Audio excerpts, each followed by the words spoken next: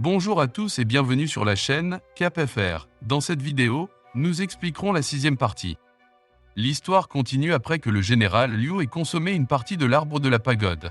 Le combat de Yang Shao contre lui se termine en ville et nous voyons que Liang est resté incrédule devant la force de Liu. Yang Shao souligne comment Liu est devenu plus fort de manière injuste, mais Liu s'en fiche. Il poursuit en expliquant comment le monde est rempli d'injustices, y compris comment Yang Shao est né un hôte spirituel mais son frère est né faible et impuissant. Yang King domine facilement le combat et Liu se moque de Yang Shao pour toujours en pensant qu'il pourrait lui reprendre la rue Roxasus. Il est surpris de voir que Yang Shao n'abandonne pas, alors il continue de le battre sans relâche. Liu croit toujours que Yang Shao est beaucoup trop confiant et continue sa tentative de briser sa volonté. Liu explique que ses efforts pour changer le monde seront vains et prévoit de l'enseigner à l'esprit de Yang Shao après la fin de sa vie. À ce moment-là, sa menace est interrompue par une attaque de Liang qui est alors contrarié de voir que Yu Jin a décidé de s'enfuir. Yang Shao est reconnaissant que son frère l'ait sauvé, mais Liang explique qu'il ne l'a fait que parce qu'il veut être celui qui vainc son frère. Liu loue le pouvoir qu'il a reçu de l'arbre de la pagode puisqu'il n'a ressenti aucune douleur. Il révèle qu'il en a assez des frères et qu'il est temps de les éliminer. Après que Yang King ait expliqué que leurs soldats esprits maléfiques ne sont pas assez forts pour combattre les frères, Liu révèle son plan pour leur donner une partie de l'arbre de la pagode. Yang King est contre l'idée car ils deviendront incontrôlables à cause du pouvoir excessif, mais Liu est convaincu qu'il peut les gérer. Yu Jin explique qu'ils ne seront pas chassés à l'extérieur de la rue Roxasus puisque les généraux Recom sont les seuls à pouvoir entrer et sortir librement, mais Liang en a assez de s'enfuir tout le temps. Leur sortie est interrompue, ce qui conduit à un bref échange qui rendrait évident que Liu a donné aux esprits l'écorce de l'arbre de la pagode. Les autres soldats sont plus cruels que jamais alors qu'ils recherchent leur frère et tourmentent les villageois en cours de route. Yu Jin explique que l'arbre de la pagode doit également avoir amplifié leur mal intérieur et être devenu incontrôlable. Ils doivent partir immédiatement car le danger monte, mais Liang se souvient de Ru pendant un moment et décide qu'il restera. Il souligne à quel point Yang King n'a pas tardé à se suicider mais veut fuir quelque chose maintenant simplement parce que ce n'est pas faible comme elle l'était. Il poursuit en disant qu'elle s'est complètement épuisée en prenant soin de lui. Yang King ne se soucie que de protéger son frère, mais Liang s'exclame qu'il n'en a plus besoin et qu'il ne permettra plus à personne d'être blessé à cause de lui. Il jure de protéger les esprits innocents et Roxasus Street. Yang Qiao doute de sa capacité à le faire, mais Liang promet de devenir assez fort pour vaincre des hôtes spirituels comme lui et Liu. Après avoir été comparé à Liu et s'être fait dire qu'il n'était plus le frère de Liang, Yang Qiao en a assez. Alors qu'il emporte son frère, Yang Qiao se rend compte que Liu avait raison et commence à perdre espoir. La rue Roxasus est un endroit où les faibles seront piétinés et où seule la personne la plus forte peut régner dessus. Liang finit par le joindre quand il rappelle à Yang Qiao sa promesse de reprendre leur maison. Yang Qiao se souvient enfin des paroles de leur père sur la responsabilité qu'ils ont envers la maison qu'il aime, mais il renvoie toujours Liang dans le monde humain. Yang Qiao explique que la rue Roxasus n'est pas leur responsabilité à porter, mais plutôt la sienne et la sienne seule. Il fait ses adieux à son frère et se tourne pour préparer Yu Jin à leur bataille pour reprendre leur maison. De retour au présent, nous voyons que la rue Roxasus a été envahie par les robots de l'organisation du royaume. Le chaos éclate alors que des esprits innocents se précipitent pour s'enfuir le plus rapidement possible et le membre de l'organisation rit d'un air menaçant. Notre groupe ne comprend pas comment ils ont réussi à entrer et Gefu pense qu'ils ont dû trouver un trou dans la bordure d'une rue Requiem à proximité. La façon dont ils l'ont fait n'a pas d'importance pour Yang Qiao, car tout ce qui l'intéresse, c'est de fermer le trou. Il ordonne à Liang de rester pour protéger Zaya en empêchant l'armée de monter sur la colline. Yang Qiao se dirige agressivement vers le portail en battant les robots en cours de route lorsqu'il reconnaît la rue Requiem de l'autre côté du trou. C'est Chilean Street et Yang Qiao se demande ce que son général a fait. Avant qu'il ne puisse se rendre au portail, tout le monde remarque qu'un autre portail commence à s'ouvrir et Gefu souligne à quel point ils ont vraiment des problèmes maintenant. Yang Qiao décide de retenir l'armée pendant que Zuku va fermer le trou qui vient de s'ouvrir. Zaya s'inquiète pour sa sécurité mais Gefu explique que Yang Qiao est encore plus puissant qu'elle ne le pense. Liang intervient pour dire que son frère peut gérer la situation même s'il y a deux portails maintenant juste au moment où le troisième commence à s'ouvrir. Yang Qiao décide qu'il est enfin temps d'utiliser sa capacité la plus puissante et Gefu explique à quel point elle est légendaire. Cependant, Zaya explique que Gefu a la responsabilité d'aider et il se dirige donc vers le troisième portail. Yang Qiao déchaîne une explosion de puissance et se prépare à son attaque contre le membre de l'organisation mais voit qu'il a décidé de quitter la bataille. Zaya est toujours inquiète lorsque Liang se rend compte qu'un portail s'est ouvert au sud, à l'ouest et à l'est.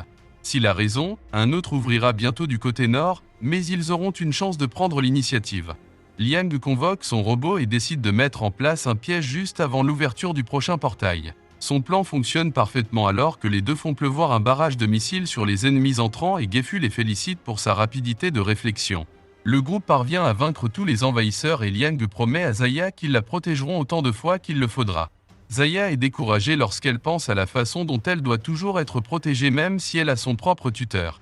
Liang n'est encore qu'un enfant sans pouvoir psychique, mais il parvient toujours à se battre avec son robot. Tout ce qu'elle a réussi à faire, c'est trembler de peur en le regardant se battre et Yang Qiao arrive pour convenir de son inutilité. Il souligne qu'elle est bien trop vieille pour devenir un hôte spirituel, que son tuteur est piégé par la chaîne dure et que son corps est extrêmement faible, ce qui la rend vraiment inutile. Cependant, elle n'a pas non plus manqué une seule journée d'entraînement et refuse d'abandonner.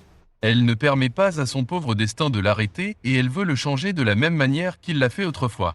Ces mots sont vraiment inspirants mais elle ne peut pas se remettre de la façon dont il l'a appelée vieille. Gifu arrive pour souligner que les portails sont toujours ouverts et il réalise à quel point il est étrange qu'il n'ait vu aucun des généraux de l'autre côté.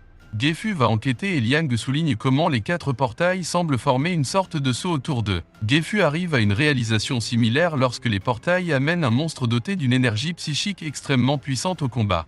Le groupe se prépare pour une autre bataille alors qu'il regarde dans les yeux de la bête à 3 têtes. Un autre voyage dans le passé montre un Liang désemparé alors qu'il tente de rentrer dans la rue Rakshasa. Il se sent bouleversé par le fait que son frère le laisse seul et pense qu'il l'a fait juste pour qu'il puisse être le héros. À l'intérieur, Yang Qiao lutte pour combattre les mauvais esprits sous tension mais trouve du réconfort en sachant que son frère est en sécurité. Liang crie de frustration lorsqu'il explique qu'il n'a pas besoin de pouvoir psychique et qu'il est déjà assez fort pour se protéger. Yang Qiao peut entendre les cris de son frère pour qu'il sorte, mais sa promesse qu'il a faite à son père de garder la rue Rakshasa et de protéger son frère le pousse à continuer à se battre. Liang veut désespérément revenir et promet qu'il le fera car il prétend qu'il doit être celui qui vainc Yang Qiao. Cependant, ses tentatives échouent et les deux frères sont encore plus séparés. Yang Qiao est amené devant lui et un soldat doit expliquer que l'autre frère s'est échappé, un fait que lui n'est pas content d'entendre. Il veut connaître l'emplacement du garçon mais doit punir Yang Qiao lorsqu'il refuse de lui dire. Yang King semble dérangé et doit plutôt frapper, mais il est clair qu'il tire des coups. Ils expliquent que c'était stupide pour lui de revenir mais Yang Qiao leur rappelle la promesse qu'il a faite à son père. Lui réplique en lui rappelant qu'ils sont tous les deux morts et qu'il est le nouveau dirigeant de la rue Rakshasa. Il poursuit en expliquant à quel point la rue est devenue plus forte grâce à lui et comment elle ne deviendra plus puissante que lorsque des esprits plus lâches deviendront mauvais. Lui demande à nouveau où se trouve Liang, menaçant cette fois de mettre fin à ses jours, mais Yang Qiao révèle qu'il n'a aucune chance de le retrouver. Cependant, après avoir appris que Yang Qiao a été retrouvé à la frontière, il devient assez clair où se trouve son frère. Yang King s'inquiète alors lorsque lui décide d'enfreindre la règle établie par le royaume des esprits en envoyant des esprits maléfiques dans le monde humain. Dehors, Liang se vautre dans le chagrin lorsqu'il remarque ce qu'il croit être une illusion. Il n'est pas réellement capable de voir l'attaquant, il utilise donc intelligemment son sang pour révéler un esprit maléfique. Liang sait que les esprits ne peuvent pas partir d'eux-mêmes et cela signifie que lui doit les avoir laissés sortir. Il est clair que lui veut désespérément le capturer, mais il ne sait pas que Liang prévoit de les utiliser pour retourner dans la rue Rakshasa. Avec plusieurs attaquants maintenant, Liang pense à un moyen de tous les révéler. Cependant, même s'il est capable de les suivre maintenant, ils sont encore trop forts après avoir consommé l'arbre de la pagode. À l'intérieur, le général lui explique qu'il est devenu au moins 100 fois plus fort grâce à la capacité de l'arbre et réfléchit à la façon dont il punira les frères pour tous les problèmes qu'ils ont causés. Yang King exprime un peu de pitié pour eux car ce ne sont que des enfants, mais lui rappelle l'époque où personne ne sympathisait avec eux. Depuis ces jours, il a juré qu'il rembourserait le monde pour toutes les leçons cruelles qu'il avait apprises. Juste à ce moment, un messager arrive pour l'informer que Liang est de retour. Lui est content d'apprendre que le garçon a été capturé mais le messager explique que ce n'est pas le cas. Liang avait en fait pénétré de force. Il se tient maintenant devant eux pour rappeler à son frère qu'il ne doit jamais perdre à moins qu'il ne soit celui qui l'a vaincu. Nous sommes arrivés à la fin de cette vidéo, merci d'avoir regardé, au revoir.